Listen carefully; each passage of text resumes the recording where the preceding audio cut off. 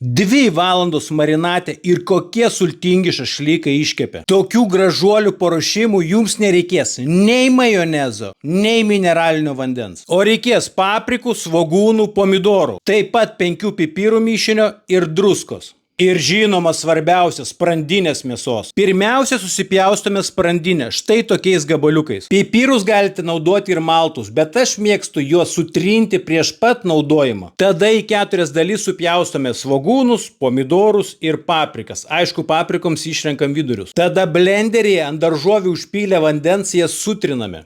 Šašlykų marinavimui mums visos tos masės tikrai nereikia. Mums tik reikalingos pačios sultys, kurias išskirs sutrintos daržovės. O tada jau prieskoniuojame mėsą druską ir pipirais ir mėsą pagardiname svarbiausių ingredientų – svogūnų, pomidorų ir paprikų sultimis. Ir belieka viską gerai išmaišyti ir patikėkit, šašlykai gausis bombiniai. Ir jau po 2 valandų virš įkaitintų žarijų galima sudėti šašlykus. Šašlykai ne dešrelės, jų dažnai vartyti nereikia, tiesiog apkepkite jos iš visų pusių. Tiems, kam įdomios tikslios recepto proporcijos, nuorodą į receptą rasite komentaruose.